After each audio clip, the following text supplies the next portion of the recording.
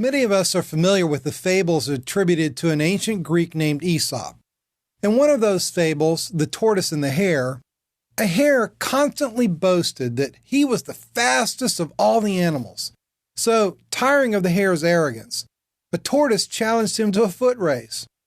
Now the hare clearly could have won, but because he was so certain of his victory, so full of pride in his great abilities, he took a nap in the middle of the race. And while the hare was sleeping, the tortoise crossed the finish line ahead of him.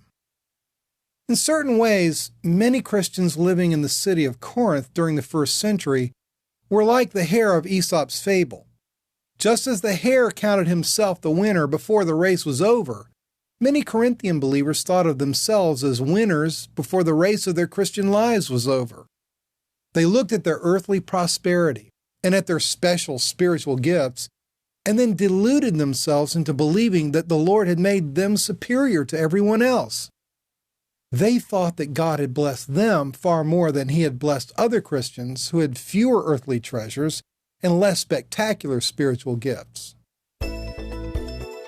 This is our fourth lesson in our series, The Heart of Paul's Theology, and we have entitled this lesson, Paul and the Corinthians. In this lesson, we will see how Paul addressed these proud Christians in his letters, now known as 1st and 2nd Corinthians. Although Paul had many specific problems to address, he centered most of his attention in these letters on the main source of their many problems, the false belief that some of them had already crossed the finish line of the Christian life, while in reality the race was still on. Our study of Paul and the Corinthians will divide into three parts. First, we'll look into the background to Paul's letters to the Corinthians. Second, we'll examine the structure and content of 1st and 2nd Corinthians. And third, we will see how Paul's letters revealed one of his central theological outlooks, his doctrine of the last days, or his eschatology. Let's look first at the background to Paul's letters to the Corinthians. As we've emphasized throughout this series, the Apostle Paul wrote his letters in order to address particular issues that arose in different churches. So as we look at 1st and 2nd Corinthians, we need to ask some basic questions. What was going on in the Corinthian church? Why did Paul write to them? We'll answer these questions in two ways. First, we'll explore Paul's third missionary journey. And second, we'll delve into some particular problems that developed in the church of Corinth. Let's look first at Paul's third missionary journey. Paul's third missionary journey is recorded in Acts chapter 18, verse 23, through Acts chapter 21, verse 17.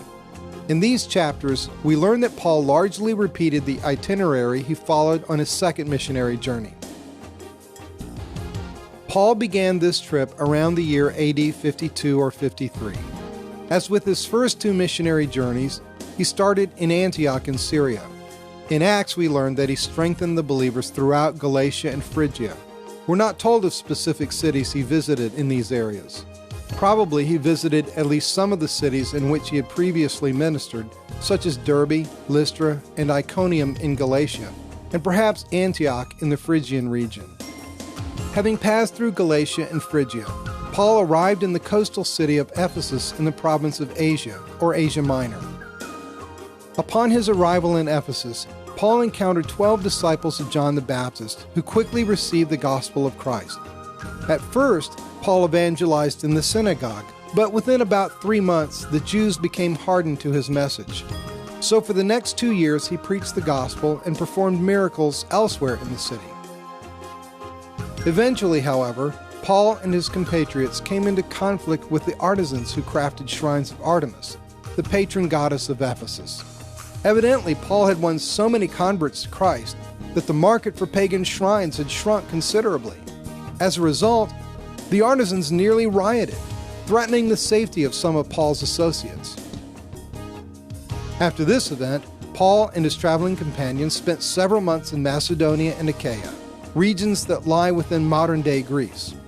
Luke's record of this part of Paul's journey is scant, yet he does mention that the company started their return to Asia from the city of Philippi. Paul and his companions disembarked at Troas. Because he planned to remain there for only 1 day, he gathered the believers and spoke to them late into the night. As Paul spoke, a young man named Eutychus fell asleep and fell to his death from a window. However, Paul miraculously revived him. Leaving Troas, Paul and his company traveled to the neighboring city of Assos, where they again took to sea. They stopped in Mytilene, Chios, and Samos, and eventually reached Miletus, where they remained for a brief period. While in Miletus, Paul sent for the elders of the church in the nearby city of Ephesus. He gathered them in Miletus to give them some parting instructions and to bless them. After this, the company set sail again. Passing through Kos, Rhodes, Patara, and Cyprus, they landed in Tyre, where they ministered for a week. From there they sailed to Ptolemais, then to Caesarea, where the Judean prophet Agabus warned Paul that he would be arrested in Jerusalem, confirming what Paul already knew to be true. Yet, not dissuaded by Agabus's prophecy or by the pleading of his friends, Paul continued on to Jerusalem, where he ended his journey around the year AD 57. Paul wrote his 2 canonical letters to the Corinthians during this third missionary journey, as well as 2 additional letters that have not been preserved. 1 Corinthians was probably written from Ephesus, perhaps in AD 55. Shortly after sending this letter, Paul briefly visited Corinth, during which time he was grievously offended by a member of the church there. Subsequent to this visit, he wrote a letter that is now lost to us, sometimes called his sorrowful letter. Later, after receiving a report from Titus about the positive way his sorrowful letter had been received, Paul wrote 2 Corinthians, probably from Macedonia, and most likely within a year or so of writing 1 Corinthians. Now that we have seen how Paul's epistles to the Corinthians fit within the context of his third missionary journey, we should look at some specific problems within the church in Corinth. What issues were causing them turmoil? Why did Paul have to write to them so many times? As we read in Acts chapter 18, Paul had planted the Corinthian church during a prior missionary journey and had lived in Corinth for at least a year and a half at that time. But after his departure, the Corinthian Christians forgot some of Paul's teachings and misapplied others. As a result, a number of significant conflicts and problems arose in the church. As we will see, many of the problems that arose in Corinth stemmed from a misunderstanding of eschatology, how Christ had brought the age to come, the age of salvation and life. Many of the Corinthians had come to believe that they had actually received more of the blessings of the future than anyone else. They thought they had already received the ultimate blessings of God. For our purposes, we will see how this misunderstanding led to 4 conspicuous problems. First, damaged relationships within the church. Second, sexual misconduct. Third, abuses in worship.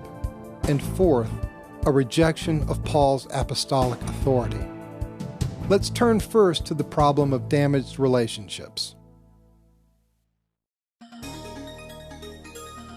Paul addressed several different types of damaged relationships in his letters to the Corinthians, including such things as rival factions within the church, lawsuits between believers, disregard toward the poor among them, and a failure to minister to the poor in Jerusalem. Let's look first at the problem of rival factions. Prior to writing 1 Corinthians, Paul received a report that the believers in Corinth were turned against each other by identifying themselves with whichever teacher they held in highest esteem. Listen to the way Paul described their attitude in 1 Corinthians chapter 1, verse 12. One of you says, "I follow Paul." Another, "I follow Apollos." Another, "I follow Cephas," or Peter. Still another, "I follow Christ." Paul was astounded at the pettiness that divided these believers. After all, Paul, Apollos, Peter, and Jesus all taught the same thing, namely, that Jesus was supreme, and that apostles and teachers like Peter, Paul, and Apollos were his servants. They did not seek to build rival schools of thought, but to build up the church of Jesus Christ. As Paul wrote in 1 Corinthians chapter 3, verses 5 and 11, "What, after all, is Apollos? And what is Paul?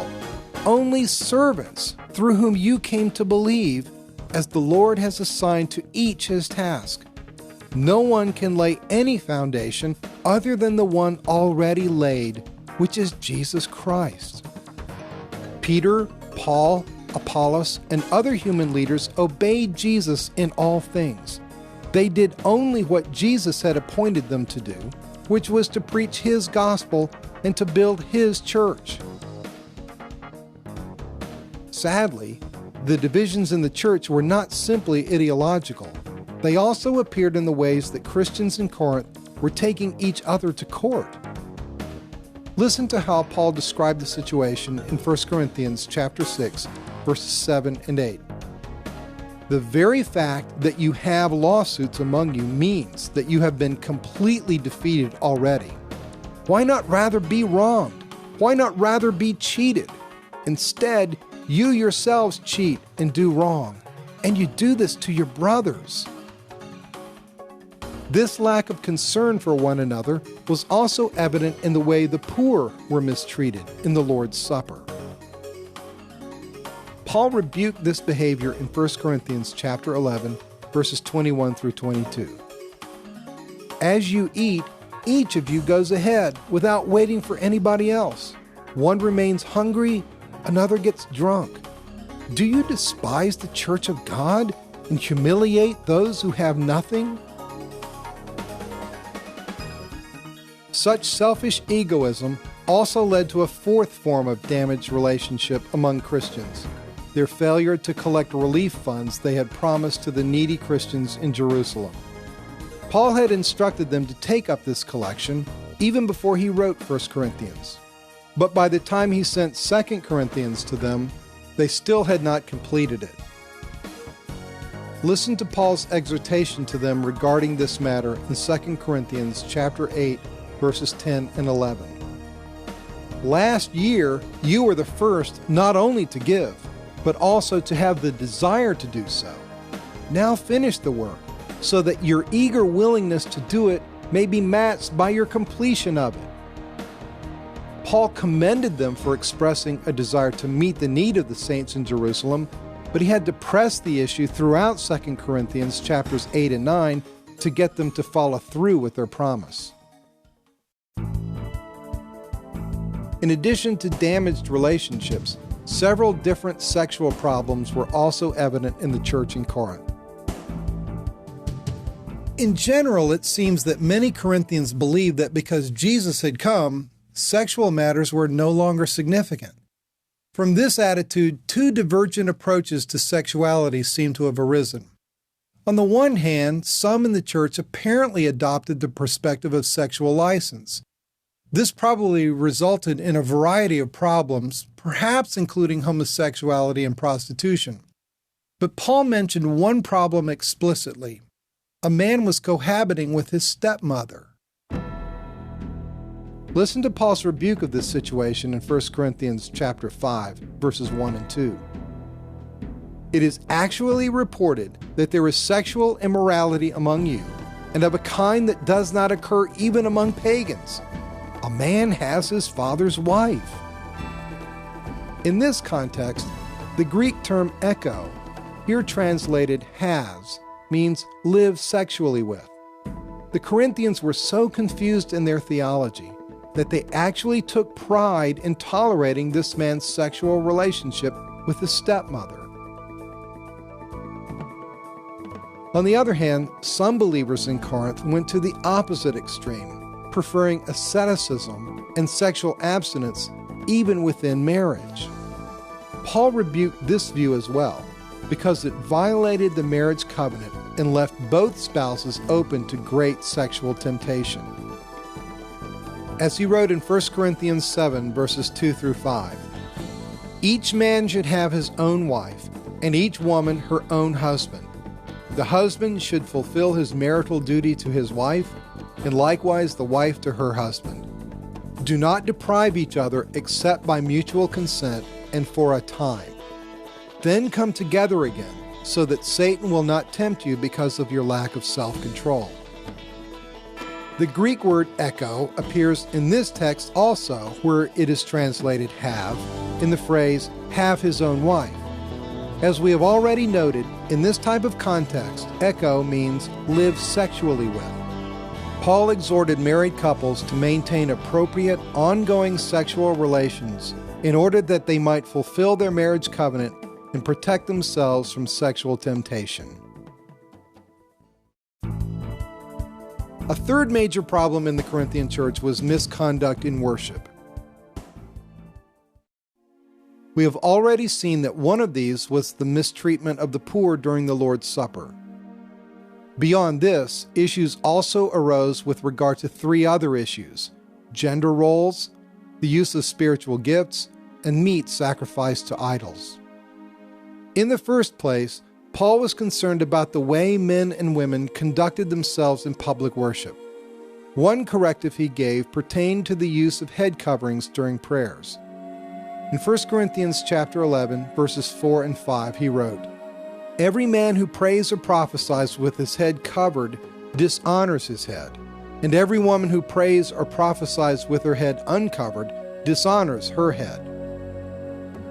Scholars disagree as to whether Paul was speaking of the use of prayer shawls or veils, or whether he was referring to hairstyles. There is also a lack of consensus as to the identity of the head that is dishonored. Some think head refers to that part of one's body, while others believe that the man's head is Christ and the woman's head is man. But regardless of what these terms denote, the underlying issue is clear. Men and women were acting dishonorably in worship, in part by blurring the appropriate distinctions between the genders. In the second place, Paul also dealt with the use of spiritual gifts in worship. Evidently, many Corinthian believers possessed spectacular gifts such as tongues and prophecy, and they used them so frequently in worship services that disorder ensued. In 1 Corinthians chapter 14, verses 26 through 33, Paul addressed the situation this way: "Everyone has a hymn or a word of instruction, a revelation, a tongue, or an interpretation. If anyone speaks in a tongue, 2 or at the most 3 should speak, one at a time. Someone must interpret.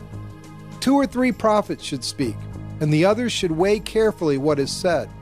And if a revelation comes to someone who is sitting down, the first speaker should stop. For God is not a God of disorder, but of peace." From Paul's words here, it would appear that worship services in Corinth were confusing and disorderly, with many people speaking simultaneously. Paul insisted that unless believers listen to one another and defer to each other, they do not benefit from the words the Spirit has given. In the third place, we should mention the issue of meat sacrificed to idols. In the ancient world, much of the meat sold in the marketplace had previously been sacrificed or devoted to an idol, and meals could even be obtained directly from pagan temples. Now, Paul insisted that pagan worship practices did not taint the meat, and that Christians could eat this food as long as they did not do it as an act of pagan worship. But he also warned that believers committed idolatry when they ate with the wrong mindset. He addressed this issue in 1 Corinthians chapter 8, verse 7. "Some people are still so accustomed to idols that when they eat such food, they think of it as having been sacrificed to an idol, and since their conscience is weak, it is defiled." Put simply, by eating meat that had been sacrificed to idols, Corinthian Christians with a poor understanding of theology were mixing the worship of Christ with the worship of pagan gods. Paul also pointed out that even mature believers sinned when their eating added to their weaker brothers' confusion. as he wrote in 1 Corinthians chapter 8, verses 10 and 12. If anyone with a weak conscience sees you eating in an idol's temple, won't he be emboldened to eat what has been sacrificed to idols? When you sin against your brothers in this way and wound their weak conscience, you sin against Christ. By failing to consider their fellow believers in this way, they were partly responsible for the sin of the weaker brothers. We can see that Paul was deeply concerned with a variety of abuses in the Corinthians' worship. But at the root of all these problems was the fact that they were selfish and arrogant. They refused to stop indulging themselves even when their indulgence caused others to fall into terrible sins like idolatry. As we will see later in this lesson, this refusal to honor and respect others was so reprehensible that at times it rendered their worship worthless. The fourth problem that we should mention was the rejection of Paul's authority as an apostle. This was perhaps their greatest problem. As we have already read in 1 Corinthians chapter 1, verse 12, many in Corinth downplayed Paul's authority by choosing rival figureheads for their factions. What we have yet to look at is the fact that in both letters, Paul also had to defend his apostleship against those who sought to discredit him entirely. For example, in 1 Corinthians chapter 9, verses 1 through 3, he wrote, "Am I not an apostle? Even though I may not be an apostle to others, surely I am to you. For you are the seal of my apostleship in the Lord. This is my defense to those who sit in judgment on me." And in 2 Corinthians 12, verses 11 and 12, he insisted, "I ought to have been commended by you, for I am not in the least inferior to the super apostles. The things that mark an apostle, signs, wonders, and miracles were done among you with great perseverance." Some of the Corinthians had become so full of themselves that they actually denied the authority of the very apostle who had converted them. And in his place, they looked to so-called super apostles who were really not apostles at all. These counterfeit apostles claimed to have the same authority that Paul and the other legitimate apostles carried. And they taught a false gospel that was seducing many Corinthians into sinful ways of thinking and living. In 2 Corinthians chapter 11, verses 12 through 15, Paul criticized these wicked men in the harshest terms. "I will cut the ground from under those who want an opportunity to be considered equal with us, for such men are false apostles, deceitful workmen, masquerading as apostles of Christ. And no wonder, for Satan himself masquerades as an angel of light. It is not surprising then if his servants masquerade as servants of righteousness." Paul refuted these con men in extremely strong language because he knew their lies could have deadly consequences. If the Corinthians believed the false apostles and rejected Paul's teaching, then they would deny both Christ and the gospel. So we can see that Paul faced a number of problems as he wrote to the Corinthians. As we will see, these problems occupied Paul's thoughts throughout 1st and 2nd Corinthians.